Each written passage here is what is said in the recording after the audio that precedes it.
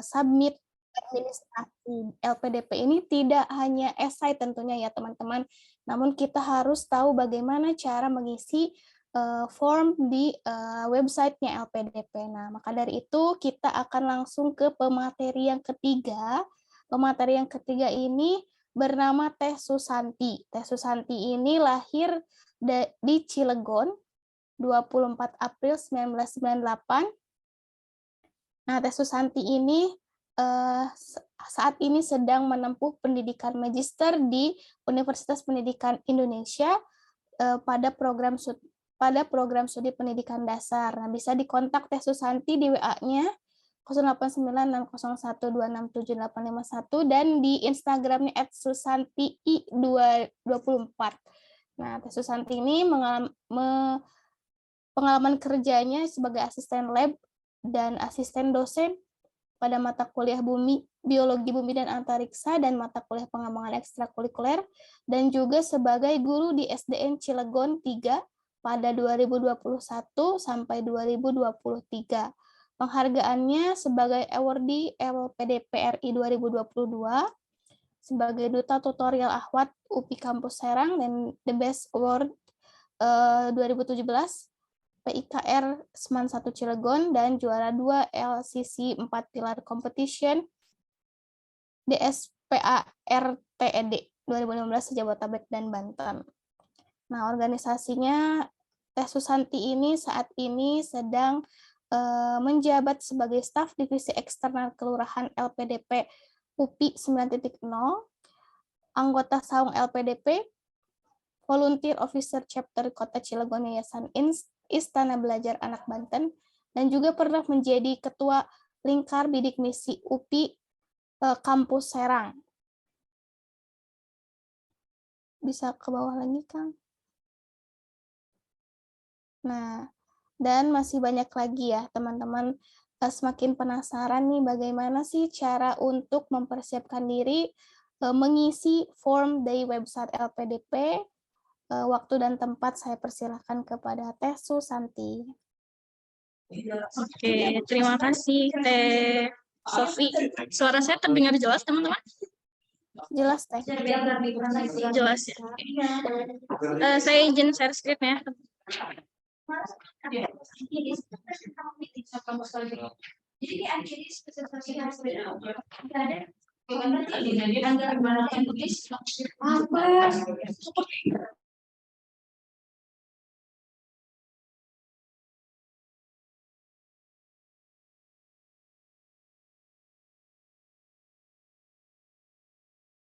Sudah terlihat, teman-teman?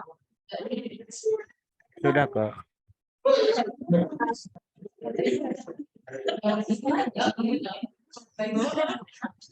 Sebentar ya. Oke. Baik, bismillahirrahmanirrahim. Assalamualaikum warahmatullahi wabarakatuh. Selamat malam teman-teman semua, para pejuang LPDP ini. Udah malam ya. Semoga semangatnya masih tetap. Membara gitu ya. Tadi kayaknya ada ada jargon ya dari Teh Medel. Kalau aku bilang sharing session 2, jawabnya apa Teh Medel? Semangat menjadi awardee LPDP. Itu bukan ya? Semangat menjadi awardee LPDP gitu ya. Kita coba lagi ya Teh Medel ya, biar semangat. Boleh di open mic teman-teman semua. Oke.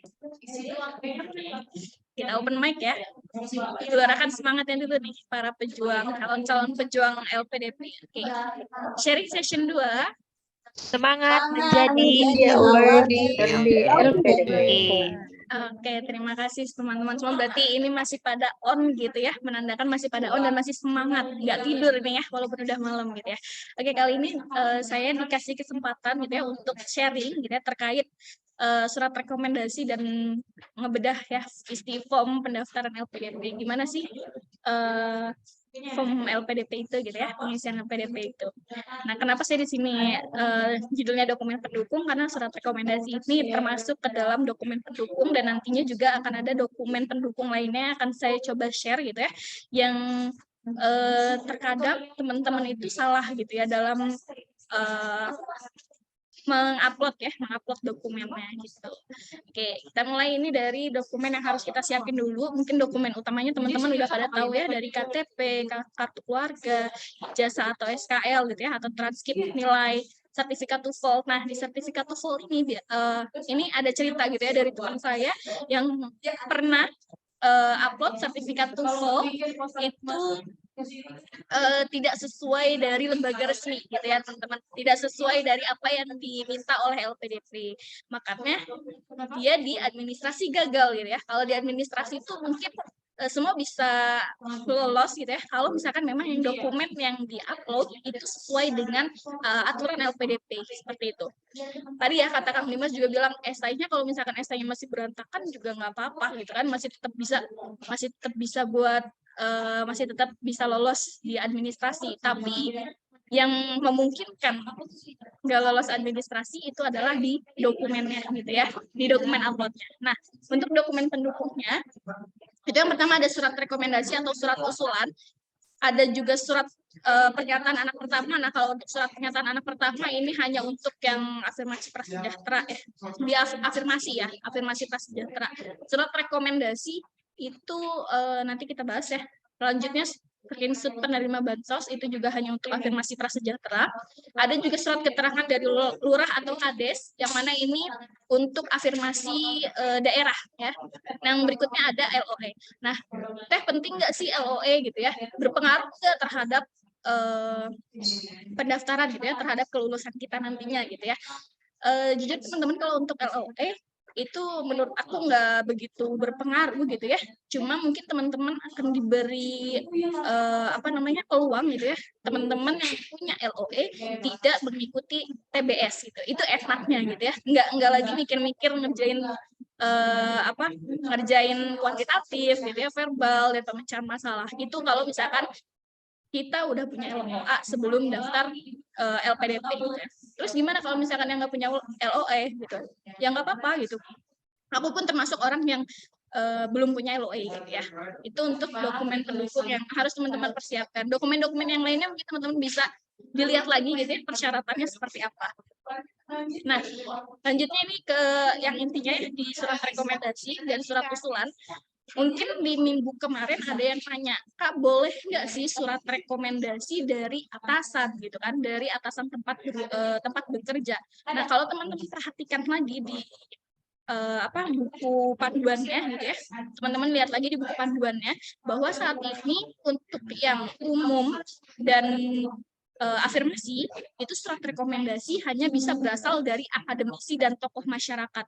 Udah bukan lagi dari atasan tempat bekerja. Jadi kalau teman-teman kerjanya di perusahaan itu menurut aku ya nggak usah gitu minta surat rekomendasi dari atasan tempat bekerja. Lebih baiknya ke siapa? Ke akademisi atau ke tokoh masyarakat seperti itu ya. Nah, untuk surat usulan yang targeted gitu ya. Untuk yang targeted ini bukan surat rekomendasi tapi bentuknya surat usulan yang mana diberikan oleh para pejabat ya, oleh pejabat yang setara dengan pejabat eselon 2 gitu ya, gitu. Atau yang setara dengan eselon 2 lah. Itu teman-teman. Itu untuk surat rekomendasi. Contohnya seperti apa sih surat rekomendasi dan surat usulan? Oke, akan saya coba lihatkan gitu ya, surat rekomendasi dan surat usulan yang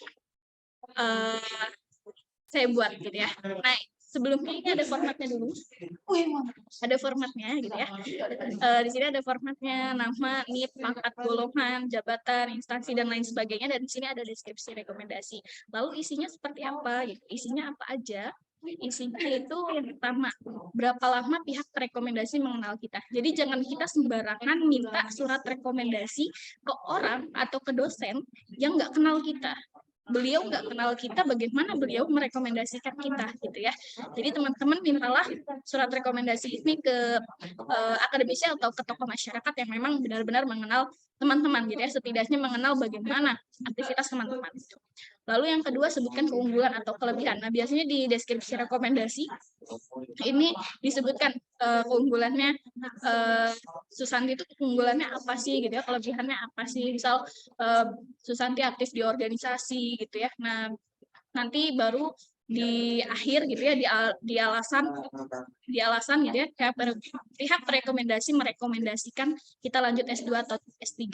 Nah, biasanya nanti dosen atau tokoh masyarakat itu merekomendasikan, nanti saya coba lihatkan ya contohnya. Nah, kalau misalkan catatan ya, jika dosennya nyebut kekurangannya ini harus bersifat membangun gitu ya. Oke, nah ini contohnya. Kalau waktu angkatan saya, ini ya, angkatan saya itu tahun 2022 tahap 1, itu untuk surat rekomendasinya dibebaskan, mau berapa aja. Jadi waktu itu kalau saya langsung minta 3 gitu ya, 2 dari dosen, 4, 3 dari dosen, 1 dari tokoh masyarakat. Itu kalau pas angkatan saya. Tapi ketika di tahap 2-nya kalau nggak salah ya, di tahap 2-nya udah nggak bisa minta ke banyak akademisi gitu ya, atau minta ke tokoh masyarakatnya gitu, cuma bisa 1 orang gitu. Jadi usahakan rekomendasi ini orang yang memang benar-benar berpengaruh dalam hidup teman-teman gitu ya. Nah, ini contohnya. Ini ada contoh yang pertama, di sini ada deskripsi saya merekomendasikan ya tadi ya. Jadi di dalam deskripsi rekomendasi merekomendasikan gitu ya pendaftarnya yang bersangkutan untuk mengikuti seleksi beasiswa LPDP, karena saya yakin yang bersangkutan dapat menyelesaikan studinya dengan baik seperti pada jenjang S1. Saya kenal yang bersangkutan sebagai mahasiswa bimbingan akademik. Nah, tadi ya, beliau ini beliau ini dosen bimbingan akademik saya gitu ya. Nah, beliau juga menyantumkan kelebihan saya gitu ya, giat dan penuh semangat. Nah, baru saya yakin beasiswa LPDP ini akan digunakan sebagaimana mestinya dan yang bersangkutan akan bertanggung jawab sesuai dengan ketentuan dari pihak LPDP. Ini contoh yang pertama dari akademisi. Nah, contoh yang kedua dari dosen saya juga gitu ya. Ini beliau sampai mencantumkan organisasi saya ya. Di akhir masa studi yang bersangkutan tercatat memiliki IP cum laude, lulus tepat waktu, terus juga aktif di beberapa organisasi kemahasiswaan. Di sini dicantumkan ya organisasinya gitu. Baru di sini ada rekomendasi beliau atau harapan beliau. Pelamar bisa memperoleh beasiswa agar berkesempatan untuk mengembangkan dirinya menjadi pribadi yang lebih baik lagi. Gitu. Nah, ini ya, untuk surat rekomendasi dari akademisi itu bisa berasal dari dosen pembimbing kita, dosen wali kita, atau dosen pembina UKM atau dosen mata kuliah. Yang lagi-lagi ya, saya tekankan bahwa surat rekomendasi ini harus benar-benar orang yang berpengaruh dalam hidup kita gitu, berpengaruh untuk mendapatkan LPDP ya. Nah, kalau ini contoh dari surat rekomendasi tokoh masyarakat, teman-teman. Nah, untuk bergema ya. Oke. Untuk surat rekomendasi dari masyarakat ini bisa dari perangkat desa ya, dari RT, RW, ketua DKM, lurah atau camat ya yang ada di desa tersebut gitu. Bisa juga dari pemerintah daerah, DPRD kalau teman-teman punya orang DPRD yang memang kenal teman-teman gitu ya, kenal aktivitas teman-teman, itu juga boleh diminta, wali kota, bupati, bahkan bisa sampai ke pemerintah pusat gitu ya. Itu rekomendasi tokoh masyarakat. Boleh.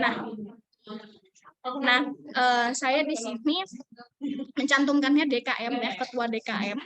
Yang penting di sini ada memang stempel DKM-nya gitu ya. Di sini ada stempel DKM-nya yang mengetahui gitu, ketua DKM itu. Nah, beliau juga mencantumkan gitu ya kelebihannya seperti apa itu gitu. Nah, catatannya ya, lagi-lagi catatannya mengenal pendaftar dan bisa memberi rekomendasi. Jangan tiba-tiba minta ke presiden gitu ya, sementara presiden nggak kenal kalian seperti itu. Oke, next. Nah, ini untuk contoh surat usulan ya, untuk yang targeted biasanya CPNS, PNS, TNI dan Polri gitu ya biasanya. Nah, ini saya dapat contoh dari teman saya gitu ya, yang memang juga seorang PNS guru gitu. Nah, beliau ini mintanya, kalau nggak salah beliau mintanya di bagian Dinas Sumber Daya Manusia ya, PSDM ya kalau nggak salah, dinas yang terkait gitu ya, minta usulan untuk direkomendasikan studi S2 dengan LPDP gitu. Nah, ini formatnya seperti ini teman-teman ya. Diberikan rekomendasi gitu ya untuk melanjutkan pendidikan ke jenjang S2 pada program studi pendidikan dasar. Nah, ini juga ada contoh format lampirannya, biasanya juga dilampirkan namanya siapa kalau misalkan memang ada beberapa orang dari instansi tersebut. Nah, untuk yang surat usulan ini dikembalikan lagi ke setiap daerahnya ya, di setiap instansinya seperti apa. Nah, ini mungkin tambahannya ya untuk teman-teman yang mau masuk LPDP lewat jalur afirmasi prasejahtera, ini harus screenshot cek bansos gitu ya. Kalau waktu di tahun 2021 itu masih alumni bidik misi, tapi ketika di angkatan saya tahun 2022 tahap 1 itu langsung masuk cek bansos gitu ya. Nah, cek bansos ini nggak mesti nama teman-teman sebagai pendaftar aja gitu ya. Bisa juga salah satu anggota dari keluarga teman-teman gitu.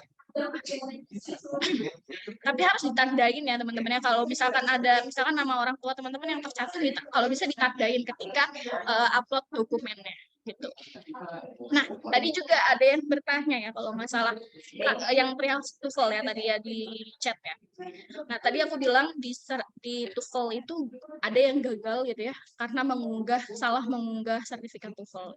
Lagi-lagi ini TOEFL harus dari lembaga resmi. Ini contohnya mungkin teman-teman juga bisa lihat di panduan ya, contoh resmi sertifikat TOEFL seperti apa. Nah, kita langsung masuk nih teman-teman ke pengisian form. Ya, di pengisian form nanti akan saya coba buka gitu ya CV saya seperti apa gitu ya. Oke, kita mulai ya. Mungkin teman-teman di sini ada yang udah bikin akun ya, udah ada mulai mengisi gitu ya, ada yang mulai mengisi akunnya. Dari ketika teman-teman sudah mengisi akun, teman-teman akan diarahkan untuk mengisi biodata diri teman-teman, biodata keluarga, lalu juga pendidikan teman-teman gitu kan. Untuk pendidikan itu kan diurutin ya dari yang terakhir gitu ya, dari yang terakhir sampai yang terendah. Nah, pas angkatan saya di pendidikan itu nggak ada pakai NISN, nggak ada pakai NIM gitu ya, tapi kalau di sekarang kayaknya udah ada pakai NISN dan pakai NIM gitu ya. NISN itu nomor induk siswa nasional yang memang terdaftar di web Kemendikbud gitu. Nah, ini lanjut setelah dari biodata diri, kita masuk ke penilaian diri gitu ya. Nah, untuk penilaian diri di sini ada kelebihan, ada kekurangan gitu ya. Nah, tuangkan kelebihan dan kekurangan teman-teman secara proporsional. Proporsional ini maksudnya gimana gitu ya? Ya, kalau misalkan kelebihannya jangan kebanyakan kelebihannya, jangan sedikit banget gitu ya kelemahannya. Jadi proporsional aja gitu. Jangan ini teman-teman cuma bisa tahu kelebihan teman-teman apa, tapi kekurangan diri teman-teman nggak tahu. Makanya dari sekarang teman-teman coba pahami lagi diri teman-teman, apa sih kelebihan kita gitu ya, apa sih kekurangan kita gitu ya, pahami lagi sehingga ketika teman-teman tahu diri teman-teman tahu juga nanti solusinya seperti apa sih yang harus teman-teman lakukan gitu. Nah, di bagian kelebihan, gunakan kalimat yang singkat, padat, dan meyakinkan gitu ya. Jangan terlalu panjang banget ya, kelebihan kekurangannya jangan terlalu panjang banget dijelasin. Bahkan ini cerita dari teman saya sama di Pendes juga, namanya Kang Burhan di Saung juga gitu ya. Beliau nulis kelebihan sama kekurangan itu cuma 1-2 kata doang gitu.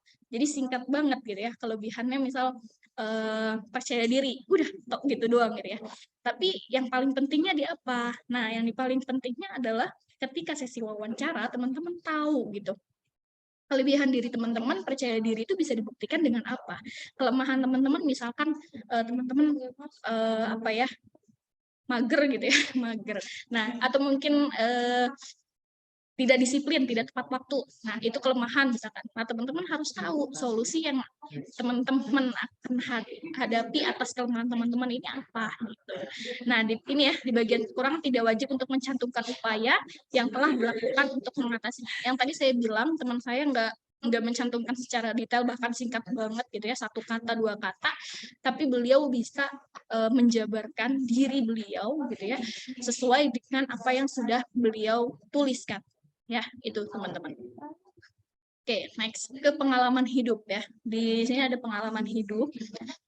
Pengalaman positif ataupun negatif buat kesan menjadi satu pendewasaan. Nah, untuk pengalaman membanggakan, teman-teman ceritakan saja pengalaman membanggakan apa yang sudah teman-teman dapatkan gitu ya, sehingga di pengalaman membanggakan ini bisa jadi poin positif gitu ya, bahwa teman-teman adalah orang yang bisa berkontribusi gitu ya, atau mungkin membanggakannya dalam hal apa ya, bisa menyenangkan orang lain, itu juga satu hal yang membanggakan gitu ya. Untuk pengalaman yang kurang membanggakan ya, kalau teman-teman menuliskan ini, itu jadikan poin sebagai bahan untuk evaluasi diri gitu ya, bahan evaluasi diri di mana ketika teman-teman sudah menjelaskan, oh saya ketika saya nulis waktu itu ketika SMP saya menjadi ketua OSIS, saya merupakan ketua yang egois sehingga staf saya semuanya pada apa ya, pergi gitu ya, meninggalkan saya gitu ya, atau nggak apa ya, nggak friendly gitulah sama saya gitu ya ketika SMP. Tapi ketika saya di SMA kuliah, dicantumkan di situ ya, ketika saya SMA di kuliah itu saya coba berusaha untuk memperbaiki diri hingga akhirnya memang dari SMP itulah saya belajar gitu bagaimana menjadi ketua yang lebih baik lagi. Itu apa hal terakhir yang Anda ajarkan pada diri Anda sendiri juga sama ya teman-teman ya, buat suatu hal yang positif, kalaupun memang negatif, jadikan itu sebuah evaluasi diri. Itu untuk pengalaman hidup ya. Dan jangan lupa ini kan banyak ya teman-teman ya, ini banyak banget. Kalau kita nulis itu mungkin kalau kita ketik di webnya langsung itu bisa tiba-tiba sinyal hilang gitu ya, jadi kita juga apa ya, kadang hilang gitu ya tulisannya, jadi coba tulis dulu di Word terlebih dahulu ya teman-teman ya, jadi biar untuk persiapan. Oke, next. Nah, ini untuk pengalaman organisasi, tadi juga ada yang bertanya gitu ya, prestasi sama pengalaman organisasi yang tadi di SI ya, kalau di SI mungkin nggak usah dari SMP ya, dari SMP sampai kuliah dicantumkan di SI, itu nggak usah kalau di SI. Tapi kalau di form ini pengalaman organisasi boleh teman-teman dari SMP, SMA, perguruan tinggi sampai ke yang di kegiatan luar gitu ya, itu cantumkan gitu ya. Kalau teman-teman ada organisasi dari SMP, cantumkan. Nah, bagaimana cara kita menulisnya gitu ya, urutkan dari yang terbaru hingga terlama gitu ya, urutkan dari yang terbaru hingga terlama dulu. Dan ingat nih, bukan kepanitiaan tapi organisasi, jangan teman-teman malah mencantumkan seksi acara kegiatan A gitu ya, jangan, tapi di organisasinya itu ya, cantumkan yang di organisasinya, lalu tuliskan yang dapat dipertanggungjawabkan. Nah, kenapa tuliskan yang dapat dipertanggungjawabkan? Karena biasanya ada gitu ya interviewer yang mungkin tiba-tiba minta, mana buktinya kamu ikut organisasi. Nah gitu, kalau misalkan teman-teman ada sertifikatnya, mungkin teman-teman bisa menunjukkan langsung sertifikatnya gitu kan. Tapi kalau misalkan teman-teman nggak ada sertifikatnya, nggak ada bukti apa-apa, bagaimana teman-teman mempertanggungjawabkan apa yang sudah teman-teman cantumkan gitu di sini gitu ya. Lalu yang terakhir, jika banyak bisa dipilih yang paling memiliki peran gitu ya. Nah, itu kalau misalkan terlalu banyak gitu ya, sampai ratusan misalkan organisasi yang diikuti gitu ya. Jadi ambillah organisasi yang memang memiliki peran yang paling berpengaruh gitu ya. Misal ketua itu cantumkan. Oke, sebelum ke sini saya akan coba share terkait CV saya ya teman-teman. Nah, ini CV saya. Tadi saya bilang ketika teman-teman di awal bikin akun, mungkin teman-teman akan mengisi biodata gitu ya, mengisi biodata. Nah, nanti ketika setelah selesai mengisi biodata ada daftar beasiswa. Nah, nanti di daftar beasiswa ini ada langkah-langkahnya, ada 6 langkah kalau nggak salah ya, saya lihat. Ini salah satunya memilih program studi gitu ya, terus periode perkuliahannya kapan, rumpunnya kapan gitu ya. Nah, ini informasi dirinya, teman-teman juga harus hati-hati gitu ya. Lagi-lagi nih hati-hati, karena di administrasi ini tadi ya, gampang tapi bisa jadi menjebak. Menjebaknya kenapa? Menjebaknya ketika teman-teman salah upload itu sangat berakibat fatal. gitu ya. Salah upload itu sangat berakibat fatal sehingga teman-teman bisa tidak bisa melanjutkan tahapan LPDP berikutnya gitu. Nah, ini lanjut ke informasi keluarga.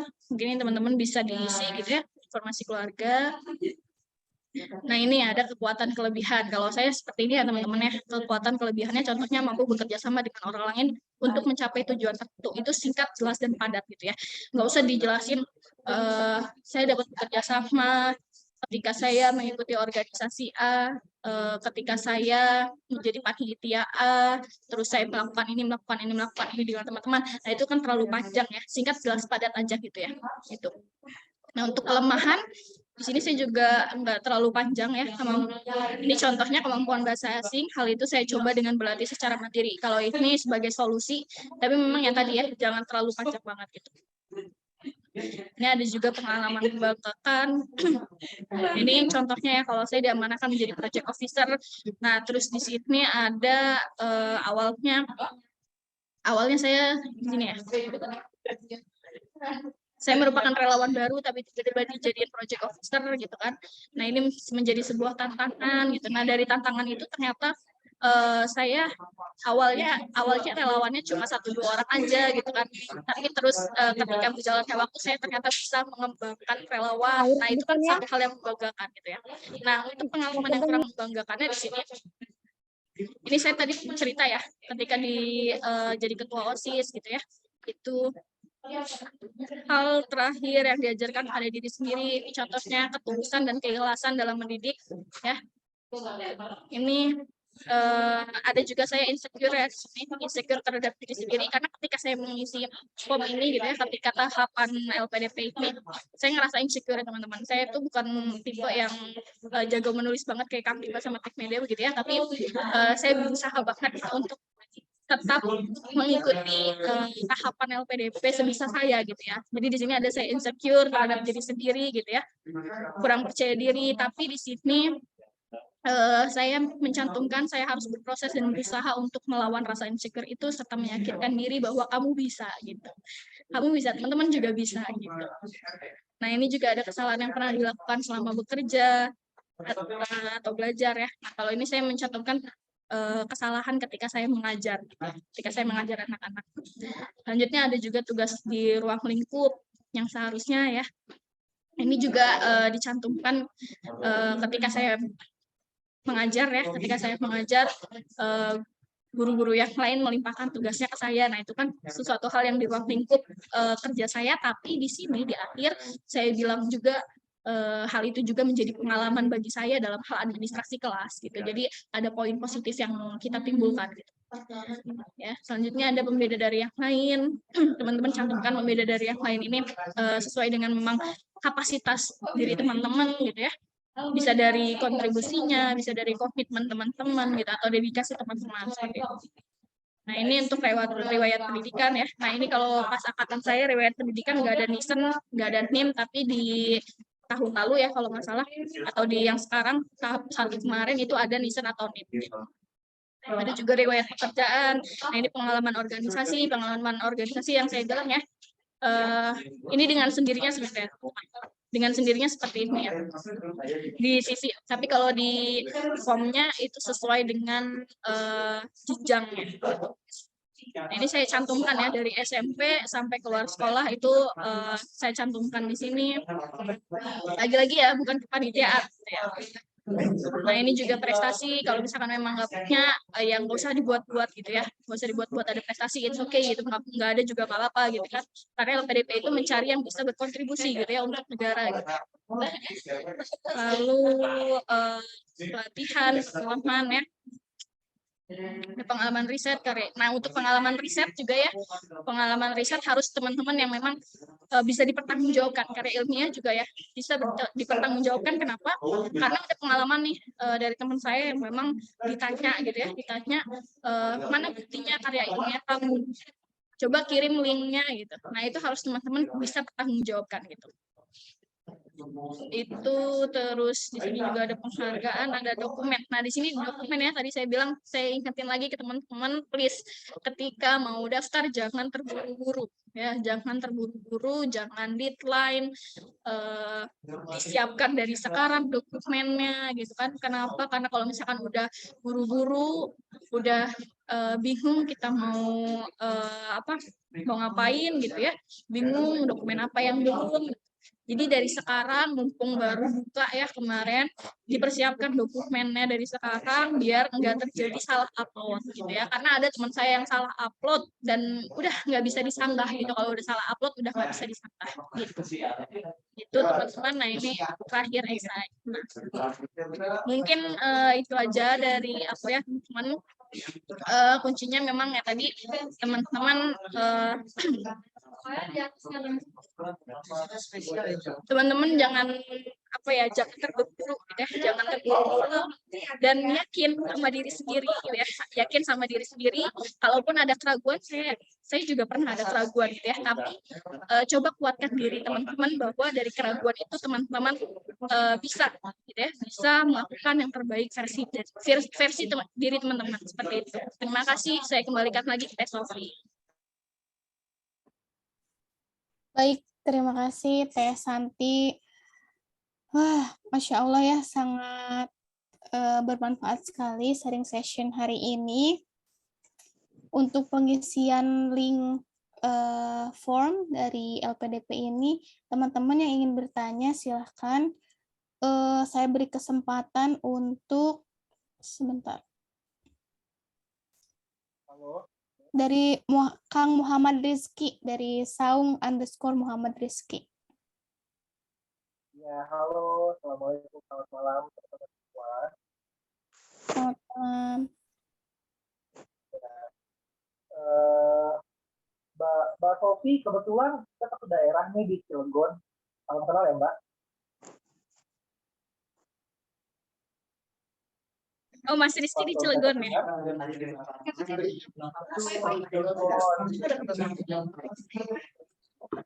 Nanti kita bisa meet up lah, Mas. Baik. Saya mau bertanya, Mbak, dengan rekan-rekan mungkin alumni atau panitia gitu. Kebetulan saat ini saya adalah pegawai negeri ya di Cilegon, Mbak.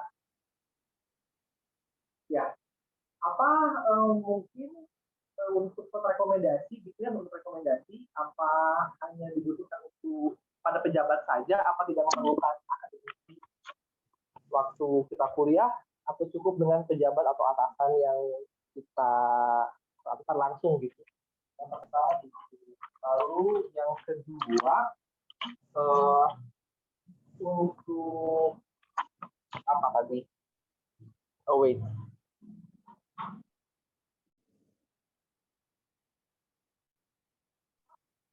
Oke, untuk ini Mbak, untuk weakness and strong point gitu ya, lebih ke apa yang kira-kira yang kita highlight gitu.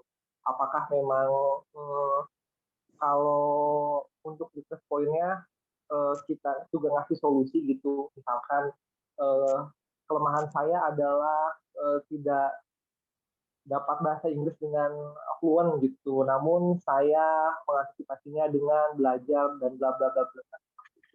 Mungkin itu saja dari saya. Terima kasih. Mas Sofi, salam kenal ya. Nanti saya izin WhatsApp, boleh? Teh Susanti, bukan Teh Sofi. Aku bingung kok bilangnya Teh Sofi ya. Saya jadi kegeeran. Teh Sofi diam aja sama daerah Cilegon. Iya, saya kan di Gerlong ya. Teh Susanti, Kak.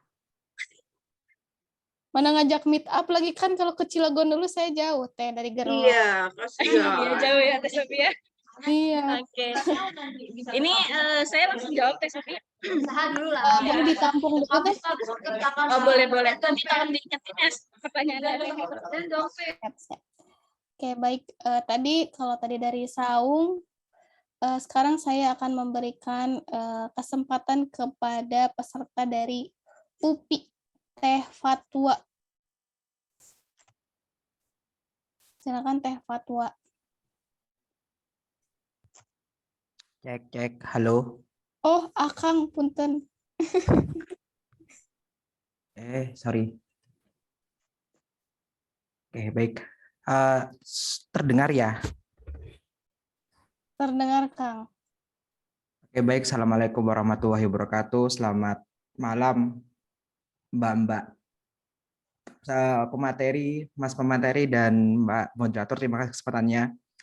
Yang ingin saya tanyakan, ini kebetulan kedua kalinya saya mendaftar LPDP, Pak. Yang saya tanyakan itu untuk tahun lalu, saya tuh sempat ditanyakan tentang karya ilmiah yang pernah dipublikasikan ketika masih kuliah. Nah, sedangkan saya kan selama kuliah itu kan lebih fokus untuk ke pengalaman organisasi. Nah, itu pengisian di formnya itu yang lebih tepatnya seperti apa? Itu yang pertama. Kemudian yang kedua, sebenarnya mohon maaf izin bunyi. Nah, kemudian yang kedua ini kebetulan saya ini sedang menempuh program PPG Prajab. Nah, untuk pendaftaran LPDP ini apakah saya harus menuliskan bahwa ini kebetulan beresnya ini prediksinya Juli sudah selesai program PPG-nya. Apakah di pengalaman tadi apa saya lupa harus menuliskan apakah saya bisa menuliskan pengalaman saya menempuh program PPG itu. Kenapa saya tanyakan ini? Karena kebetulan teman-teman saya lainnya itu juga ingin mendaftar LPDP, tapi kami masih ragu apakah kami menuliskannya atau tidak. Karena yang kami takutkan adalah ketika nanti kami masuk ke tahap wawancara, nanti timbul pertanyaan, loh Mas atau Mbak, kenapa kok masih ikut LPDB? Padahal udah ikut PPG gitu. Mungkin itu saya terima kasih kesempatannya. Sama-sama, Kang Fatwa. Untuk Teh Susanti boleh dijawab dulu, Teh. Yang pertama tadi surat rekomendasi kalau misalkan akangnya tadi PNS ya di Cilegon. Nah, apakah surat rekomendasinya itu dari pejabat atau akademisi dari pas kuliah atau boleh yang saat ini gitu. Terus untuk weakness point sama analisis SWOT-nya gitu ya, yang di highlight-nya itu yang mana gitu. Apakah boleh kalau misalkan punya kekurangan dalam bahasa Inggris boleh dituliskan atau enggak gitu. Oke, terima kasih Teh Sofi. Tadi Mas Rizky sama Mas siapa ya? Fatwa. Oke, yang pertama aku jawab Mas Rizky dulu ya. Untuk surat rekomendasi apa harus dari pejabat atau akademisi yang saat ini gitu ya. Aku mau nanya dulu sebelumnya sama Mas Rizky. Mas Rizky sekarang kuliah atau lagi di mana atau gimana nih Mas Rizky?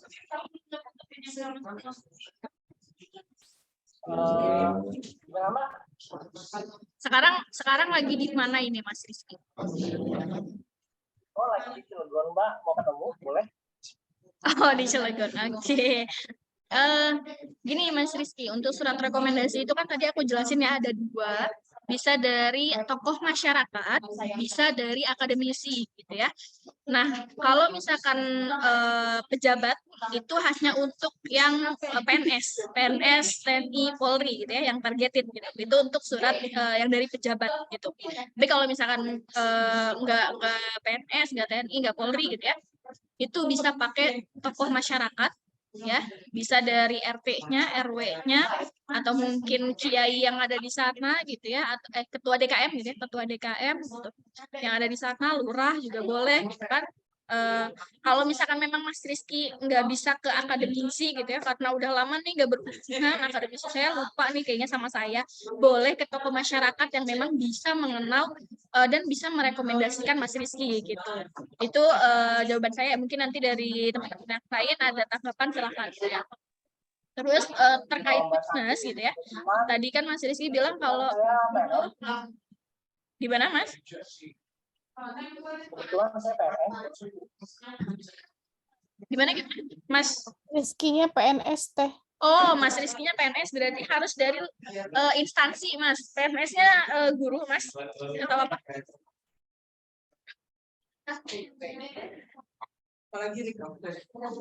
PNS-nya guru atau apa nih, Mas? Apa katanya? Mbak, Apa?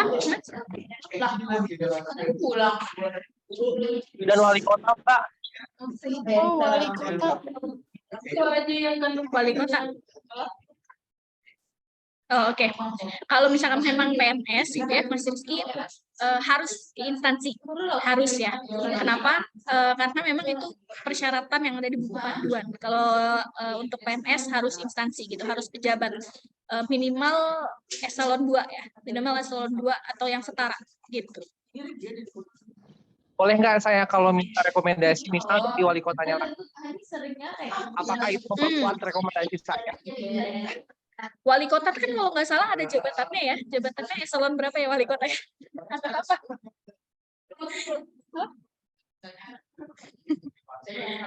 Kayaknya ada. Coba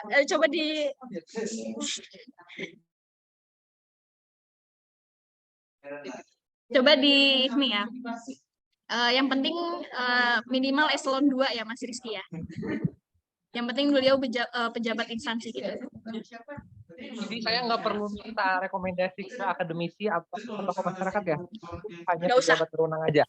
Iya, cukup pejabat yang berwenang. Iya, Mbak Santi. Mbak Santi rumahnya di mana? Di Keranggot, Mas. Pasar. Oh, TCI tetangga. Oke, boleh. Oke, gitu ya, Mas Rizky ya. Tadi terus pertanyaan dari Mas. Oke. Tadi masih dari Mas Rizky teh yang SWOT-nya, yang mana yang di highlight-nya? Oh, tadi aku belum bahas ya. Untuk yang weakness gitu ya, poinnya seperti apa? Tadi kan Mas Rizky bilang kalau misalkan saya kurang dalam bahasa Inggris, gimana boleh dicantumkan? Nggak, cantumkan aja yang memang itu kelemahan dari diri Mas Rizky. Jangan kelemahan orang lain dicantumkan gitu ya. Nanti ketika wawancara malah bingung jawabnya seperti apa gitu ya. Karena saya juga nyantumin saya kekurangan dalam berbahasa Inggris, saya cantumkan. Tapi di situ saya kasih keterangan usaha yang akan saya lakukan adalah belajar gitu ya, belajar bahasa Inggris lagi gitu. Itu Mas Rizky. Jadi paling penting di weakness ini gitu ya, di weakness ini yang memang kelemahan di diri teman-teman dan teman-teman bisa mengatasinya. Itu. Gitu Mas Rizky ya. Baik, aku lanjut ke pertanyaan kedua ya. Karya ilmiah yang harus dipublikasikan. Karya ilmiah yang masih dipublikasikan itu seperti apa? Karena katanya lalu nanya karya ilmiah gitu ya. Ini coba saya searching lagi ya. Jalan-jalan. Coba saya share screen lagi. Terkait karya Lagi di mana tuh? aku lagi di luar, terlalu ini ya, belum terlalu berisik ya. Lumayan. Mohon maaf ya teman-teman.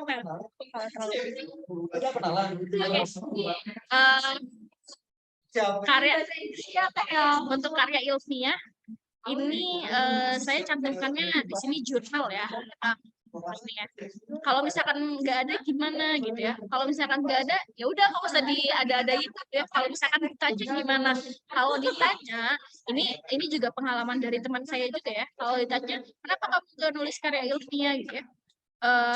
Ya memang ini juga jadi pertanyaan ya, mau S2 tapi nggak punya karya ilmiah gitu. Tapi coba aja kalau pengalaman dari teman saya, beliau jawabnya karena kalau saya gitu ya katanya, saya lebih fokusnya kepada kontribusi yang akan saya lakukan nantinya gitu. Walaupun saat ini saya karya ilmiahnya belum ada, nanti ketika S2 saya akan coba fokus gitu ya untuk menulis karya ilmiah gitu. Itu Mas siapa tadi? Ya gitu ya. Pokoknya kalau untuk karya ilmiah yang penting ini harus bisa dipertanggungjawabkan. Kalau nggak ada ya udah nggak usah gitu. Itu terus untuk yang PPG Prajat mungkin aku butuh bantuan Teh Medeu nih yang sama-sama profesi ya Teh Medeu. Gimana Teh Medeu, apakah dicantumkan atau seperti apa nih Teh Medeu? Profesi yang mana tuh? Yang profesi PPG. Oh, profesi nurse. Ya, kalau Teh Medeu kan profesi nurse juga ya. Itu dicantumkan atau enggak gitu di formnya? Di form mah enggak Teh. Di form itu Oh, hanya enggak ya? S1, kecuali di esai itu disebutin. Oke, nah ini pengalaman dari Teh Medeu ya, yang Teh Medeu juga profesi nurse ya. Kalau untuk PPG mungkin nggak ada juga ya di formnya gitu ya, PPG dicantumin ke apa gitu ya. Tapi memang bisa dicantumkan ke esai sebagai suatu kelebihan yang teman-teman miliki gitu ya. Yang Kang siapa tadi ya? Yang tadi Kang punya gitu ya, bahwa berpengalaman di PPG gitu, pengalaman di PPG gitu Kang. Nggak apa-apa kok kalau dari PPG mau lanjut ke LPDP ya mangga gitu. Soalnya nggak ada larangan. Gitu. Tadi siapa ya? Gimana Kang? Kang Fatwa. Kang Fatwa ya? Tapi kalau dapur mah nggak pernah ngambil ini. Tadi nggak pernah turun ke bawah kali. Kalau mas-mas yang tukang kopi itu. Ada tanggapan dulu Kang Fatwa? Cek, halo. Ya, silakan. Terima kasih atas jawabannya PPG. Tadi saya kelupaan tadi. Kalau misalkan gini, Mbak, di kampus saya itu dosennya itu ketika kita minta surat rekomendasi itu kan tanda tangan itu kan berupa tanda tangan digital itu yang berupa barcode itu. Apakah itu diperbolehkan? Pertama. Kedua, ketika kita kan yang mendaftar itu kan terakhir submit pendaftaran itu tanggal 9 Juli. Misal ada selama pendaftaran itu ada keadaan yang berubah, misalkan contoh teman saya itu mau daftar itu sekarang lagi hamil, kemungkinan itu lahirannya bulan Agustus. Nah, itu apakah di form yang 9 Juli itu apakah dituliskan sudah memiliki anak atau belum? Itu satu-satu contohnya. Misalkan ada juga teman saya yang nanti bulan September itu akan menikah gitu, seperti itu. Jadi apakah mengikuti yang akan datang atau kita stop ya wes tanggal 9 Juli, kalau belum menikah ya tulisnya ya belum menikah, seperti itu. Terima kasih. Mohon maaf Kak, masih di mute. Oke, mohon maaf. Aku jawab yang kedua dulu ya, Kang. Kalau misalkan memang belum terjadi, ya nggak usah ditulis gitu ya. Kalau belum terjadi, gitu.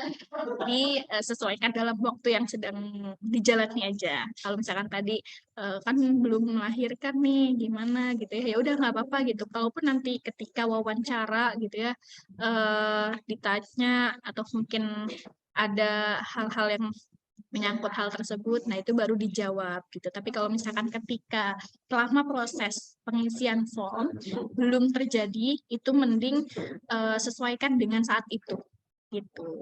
Nah tadi yang pertanyaan pertama tuh apa ya, Teh Sofia? Aku tadi kurang mendengar jelas. Boleh dibantu Teh?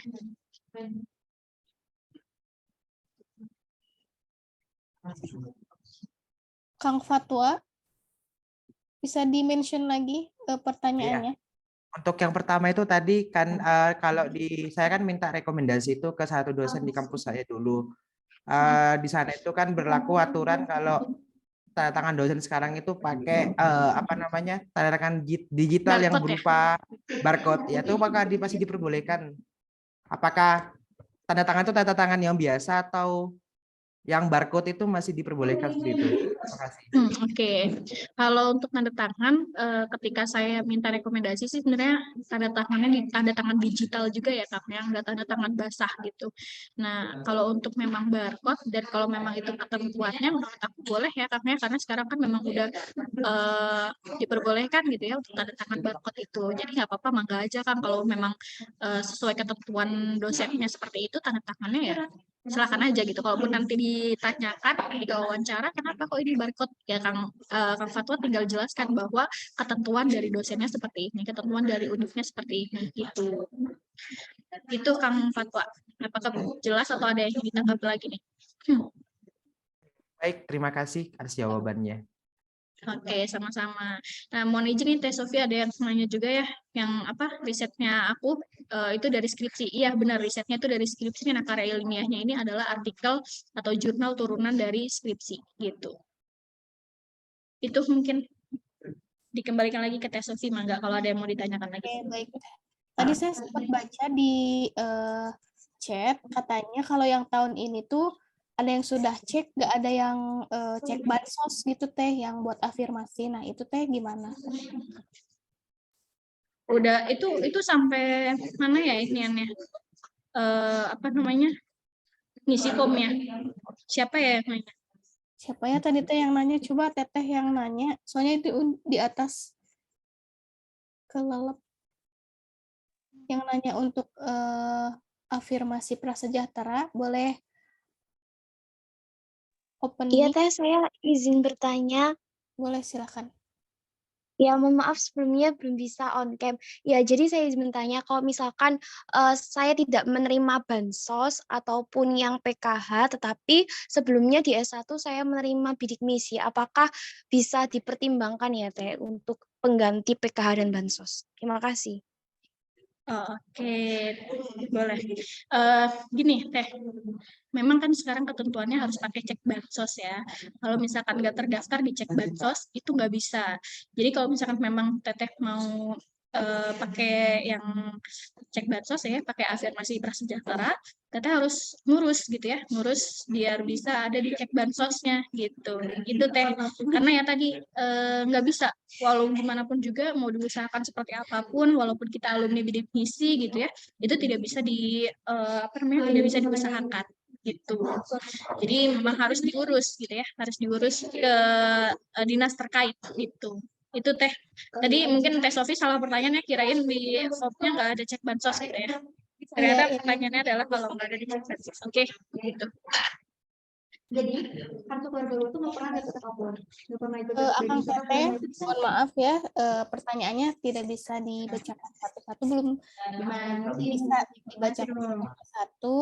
Semoga tidak pernah puas ya, jadi bisa berdiskusi lagi di grup yang bergabung dengan grup sharing session yang kedua. Silahkan nanti pertanyaan-pertanyaan yang belum terjawab bisa ditanyakan di grupnya. Jadi grupnya itu seru gitu ya, bisa saling bertukar pendapat.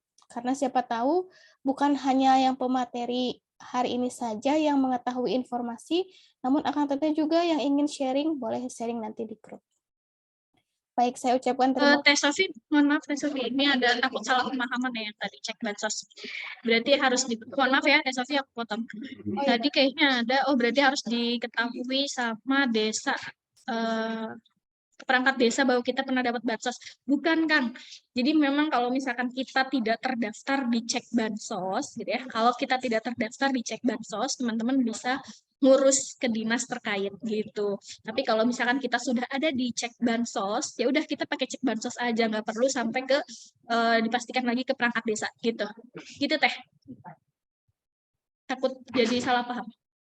Baik, jadi harus cek dulu ya Teh ya di internet ya sebelum ngurus-ngurus gitu. Siapa tahu kalau udah ada jadi tinggal langsung screenshot aja nanti. Oke, teman-teman, tentunya Teh Susanti tadi bisa mengisi sekian banyak isian di form itu tidak dalam waktu sehari ya Teh. Jadi Akang Teteh semua boleh mempersiapkan diri dari sekarang.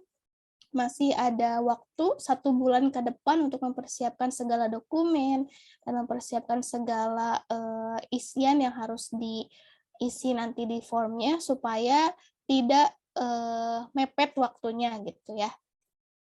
Baik, saya ucapkan terima kasih kepada Teh Susanti yang sudah sharing hari ini, dan juga kepada Teh Medeu dan Kang Dimas yang sudah berkenan untuk memberikan pematerian hari ini. Saya sebagai moderator pamit undur diri dari sharing session hari ini. Saya kembalikan lagi kepada MC-nya Kang Fahmi. Oke, baik. Terima kasih Teh Sofi sudah memimpin gitu ya, memandu jalannya diskusi kita kali ini dengan tadi 3 pemateri dengan 2 materi yang berbeda. Yang pertama Kang Dimas dan Teh Medea dengan topik bagaimana merancang atau menyusun esai kontribusi, kemudian juga Teh Susanti dengan materi tadi bagaimana untuk mengisi form isian gitu ya. Jadi mungkin teman-teman setelah tadi sudah diberikan informasi, insight, dan juga ya didasarkan pada pengalaman gitu ya, teman-teman yang sudah lolos di LPDP batch sebelumnya, mungkin teman-teman nanti bisa langsung diaplikasikan ke esainya, kemudian juga ke formulirnya gitu. Biar sinkron gitu ya, karena kan data esai dan juga formulir isian itu sampai nanti seleksi substansi adalah satu kesatuan yang sama, jadi datanya harus sinkron.